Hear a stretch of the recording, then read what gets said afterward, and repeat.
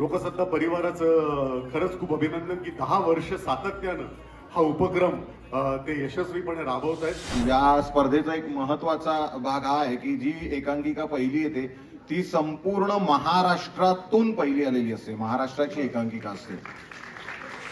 या लोकांकिका स्पर्धांमुळे त्यांना एक व्यासपीठ मिळतं आणि ते व्यासपीठ मिळवून देतात ते लोकसत्ताचे मनापासून आभार मानते की त्यांनी अशा प्रकारचा उपक्रम घेतलाय आणि तो सातत्याने ते चालू ठेवताय. त्यामुळे नक्कीच नवीन काहीतरी करण्याची आणि नवीन घेऊन जाण्याची छान जिद्द मनामध्ये निर्माण होते. मी लोकांकिकांना येते कारण माझी सुरुवात सुद्धा एकांकिकांपासूनच झाली.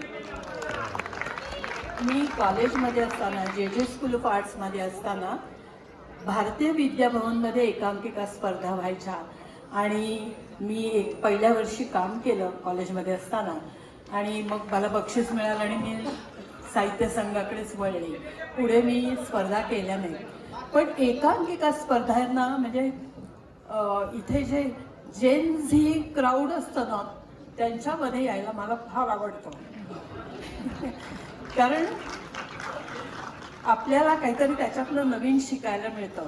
या स्पर्धांमधून खूप काही शिकायला मिळतं. म्हणजे आत्ताच्या तरुणांच्या अडचणी काय आहेत, समस्या काय आहेत, तसेच चुकीच्या दिशेने विचार करतात हेही कळतं. त्याचबरोबर अत्यंत उत्तम पद्धतीने ते प्रेझेंटेशन असतं त्यांचं. टेक्निकल अवडंबर एवढं असतं म्हणजे आमच्या वेळेस नव्हतं तेवढं. म्हणून तर असं वाटतं की अगदी प्रोफेशनल लोकांना लोक कमी पडतील इतकं त्यांचं फॅन्टॅस्टिक असतं प्रेझेंटेशन. तर हे सगळं बघून मला असं वाटतं की ह्या लोकांकिका स्पर्धांमुळे त्यांना एक व्यासपीठ मिळतं आणि ते व्यासपीठ मिळवून देतात ते लोकसत्ता आणि गिरीशजी कुबेर. तर या दोघांचंही मी खूप अभिनंदन करते आणि खूप खूप त्यांना शुभेच्छा देते. आजचा प्रवास तुम्ही बघताय. आता फक्त शेवटची एकांकिका बाकी आहे.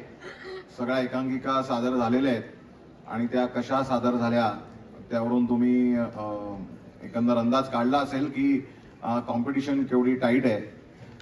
प्रत्येक ठिकाणी म्हणजे प्रत्येक विभागात अनेक एकांकिका सादर झाल्या. ह्या वेळेला मी नाशिकला परीक्षक होतो. नाशिकला सुद्धा अंतिम फेरीमध्ये 6 एकांकिका झाल्या होत्या. सगळ्या चांगल्या होत्या अर्थातच आणि सगळीकडे होतात. म्हणजे ही या स्पर्धेचा एक महत्वाचा भाग हा आहे की जी एकांकिका पहिली येते ती संपूर्ण महाराष्ट्रातून पहिली आलेली असते. महाराष्ट्राची एकांकिका असते आणि मला वाटतं हे खूप मोठं व्यासपीठ आंतर महाविद्यालयीन स्पर्धांसाठी आहे, त्या विद्यार्थ्यांना आहे. कारण ते वय जे आहे एक 10वी आपण साधारण 15व्या वर्षी होतो आणि त्यानंतर कॉलेजला जातो. त्यामुळे 16 ते 20 या वयोगटात आपण असताना आपल्याला अशा प्रकारे प्लॅटफॉर्म म्हणजे एक जिद्द निर्माण होते, एक स्पर्धाही अनुभवता येते आणि खूप वरच्या लेवलचं क्रिएटिव्ह काम करता येतं. हे सगळं त्या ज्या वयात होतं त्याचा निश्चितच फायदा त्या त्या कलाकारांना आणि टेक्निशियन्सना पण डेव्हलप होण्यासाठी होतो. स्वतःतले हे कलागुण वाढवण्यासाठी होतो असा माझा अनुभव आहे. कारण ही स्पर्धा एक वेगळी आयडिया म्हणून फक्त सुरू अशी झाली असं नाही झालं. तुम्ही बघताय की किती वर्ष म्हणजे किती किती मेहनत असेल याच्या मागे. एखादा या इकडची फक्त स्पर्धा जेव्हा आपण म्हणतोय त्यावेळेला अख्खा दिवस ही संपूर्ण टीम इथे राबत असते. तेव्हा आपण इथे या एकांकिका अशा मस्तपैकी तुम्ही बसून बघताय. तशा प्रत्येक ठिकाणी आणि असे अनेक वर्ष या सातत्याने लोकसत्ता करताय. तर त्यामागे निश्चितपणे त्यांचा हेतू त्यांची भावना ही पूर्णपणे अशी पवित्र आहे. ती मुलांसाठी आहे, ती कलेसाठी आहे आणि म्हणूनच ते यशस्वीरित्या ही स्पर्धा सादर करतायत. मी त्यांचं अभिनंदन पण करतो आणि आभारही मानतो की ही स्पर्धा ते करतात. तुम्हा सगळ्यांचे आभार की अगदी खचून गर्दी आहे. हाऊसफुल शो आहे. हाऊसफुलची एक वेगळी मजा असते तशी आज दिसते. तुमचंही अभिनंदन आणि हा प्रवास असाच पुढे चालू राहो. अशा लोकसत्ताला आणि सर्व विद्यार्थ्यांनाही महाविद्यालयाने खूप खूप शुभेच्छा आणि मला परीक्षक म्हणून एक संधी दिली त्याकरताही खूप आभार. एकांकिका स्पर्धा आणि रवींद्रनाथ नाट्य मंदिर म्हणजे आता हे खूपच स्वरूप बदललेलं आहे, खूप वेळा रिनोव्हेट झालंय, इकडे अनेक प्रयोग केलेले आहेत. पण एकांकिका आणि रवींद्र हे आणि आम्ही याचं खूप एक फार जवळचं असं नातं आहे. म्हणजे इकडे आल्यावर इकडे तुम्ही बसलाय तसं कुठेतरी आम्ही मी पोदार कॉलेजचा विद्यार्थी, ते सगळा आमचा संघ इकडे बसलेला आहे. आमचा नुकताच प्रयोग झालेला आहे, निकालाची हुरहुर, काय होणार, दुसऱ्यांची एकांकिका बघणं, हे सगळं आपण ज्याला नॉस्टॅल्जिक म्हणतो ते एकतर व्हायला होतं. आणि मुख्य म्हणजे प्रयत्न हा असतो माझा की मुंबईत एकांकिका जेव्हा स्पर्धा होतात तेव्हा अगदी संपूर्ण नाही तरी काहीतरी एकांकिका बघाव्यात. पण मला असं वाटतं लोकसत्ता लोकांकिकांचं सगळ्यात महत्त्वाचं वैशिष्ट्य हे की त्यात फक्त मुंबईच्याच नाही तर संपूर्ण महाराष्ट्राचं आपल्याला एक प्रतिनिधित्व बघायला मिळतं. तिथे काय काय चाललंय, तिकडचे जे आता युवा रंगकर्मी आहेत ते काय विचार करतायत, काय कशा प्रकारचं सादरीकरण करतायत.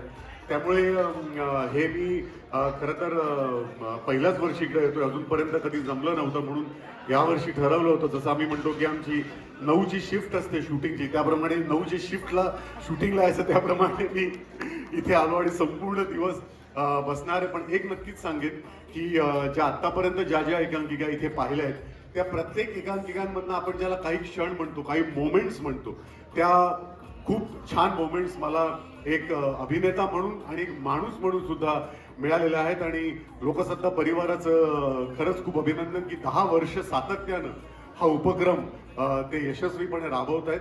आणि एवढंच नाही तर यांच्या मधनं जे आम्ही काहीतरी या क्षेत्रात यायचं स्वप्न होतं, ठरवलं होतं, त्याप्रमाणे मला नक्की खात्री आहे की जे इथे अनेक रंगकर्मी असतील ज्यांना पुढे एक करिअर म्हणून घ्यायचं असेल तर लोकसत्तेचा खूप छान उपक्रम आहे. कारण जसं आयरिस प्रोडक्शन सारखी की मातब्बर संस्था विद्याधर पाठारे इथे आहेत की जे त्यांना संधी देतात या इकडच्या रंगकर्मींना, इकडच्या कलाकारांना.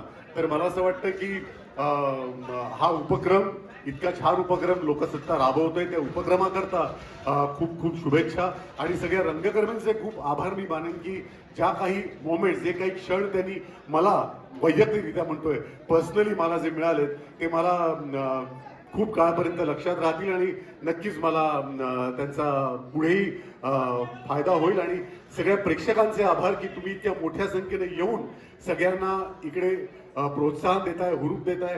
तेव्हा पुढच्या वर्षी असेच किंवा याहीपेक्षा जास्त मोठ्या संख्येने आपण सगळेच येऊया आणि हा उपक्रम सगळ्यांनी मिळून एकत्र याचा आनंद घेऊया. आता एकच एकांकिका पाहिजे, त्यामुळे एकांकिकांबद्दल काही बोलण्यापेक्षा मी खरं सांगू, आता हे सगळं वातावरण परत एकदा अनुभवायला मिळावं म्हणून मी इथे येते.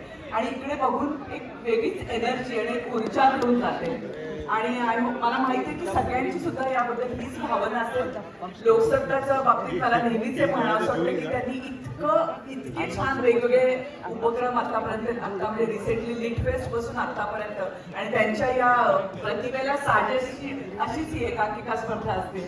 आणि मला आठवते आधी पहिल्या, दुसऱ्या, तिसऱ्या स्पर्धेच्या दरम्यान मी तेव्हा परीक्षक होते आणि तेव्हापासूनचा आजपर्यंतचा प्रवास मला आठवतोय. आणि दिवसेंदिवस त्याचा वाढत जाणारा प्रतिसाद बघते आणि मन अक्षरशः भरून येतंय. त्यामुळे खूप छान वाटतंय. तुम्ही सगळेजण याचा आनंद घ्या, मी पण त्याचा आनंद घेते. जास्ती बोलणार नाही कारण मला वाटतं हे सगळेजण वाढ बघत असतील, कधी एकदा पडदा बाजूला होतोय आणि आपण काम करतोय आणि तुम्ही सुद्धा ते बघण्यासाठी उत्सुक असाल. त्यामुळे परत एकदा मी म्हणजे लोकसत्ताचे मनापासून आभार मानते की त्यांनी अशा प्रकारचा उपक्रम घेतलाय आणि तो सातत्याने ते चालू ठेवताय. त्यामुळे नक्कीच नवीन काहीतरी करण्याची आणि नवीन घेऊन जाण्याची छान जिद्द मनामध्ये निर्माण होते.